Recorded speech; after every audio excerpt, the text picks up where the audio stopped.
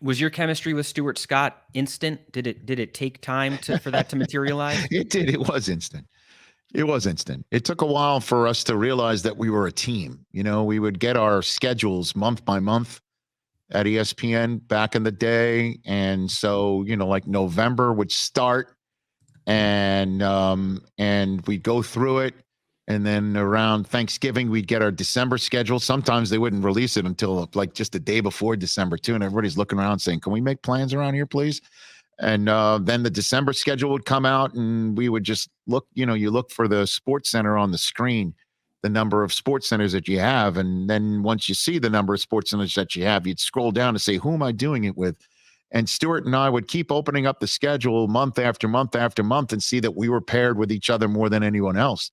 And I just remember about a year into our tenure, or barely short of it, we would look at each other and go, "Are we a team? Like, was Dan and Keith are a team, and Rob and Roberts and Charlie Steiner and Bob Lee are a team at the 6 o'clock Eastern Sports Center. Are we one too?" As if we thought there'd be a press release announcing that sort of stuff, but there wasn't. And we kept on getting thrown together because I thought we had a fascinating chemistry and a love for each other that I think came through our connection through the screen, and it was an incredible ride for all those years. And I can't believe he's been gone 9 years, and I miss him. Yeah, a few weeks ago was the 9th anniversary of since Stuart had passed. What is that day like for you? Well, invariably it'll come up, whether it's me just opening up my phone and seeing, "Oh God, that's right, it's today." Yeah. Could someone has talked about it. On occasion, my wife will bring it up because she knew Stuart too. And again, Susie Schuster is my wife, and she and I met in the newsroom in Bristol, and she needed some time to, as I like to say, realize I was the one for her, and because I knew she was the one for me right from jump. And Stuart noticed that, and he kept playing the two of us towards the middle for years. And there's a great photograph at my Susie and I's wedding. I think I'm saying that properly. Our wedding.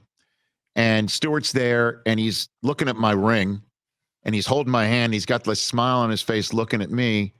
And the smile on his face is, "I told you to hang in there," like that's the way he looked at me. And then the other smile on the face that he's connoting is, we did it together. Like I hung in there, and he played a significant role in this thing.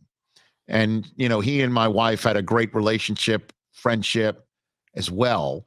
And so she would occasionally bring it up, today's the day.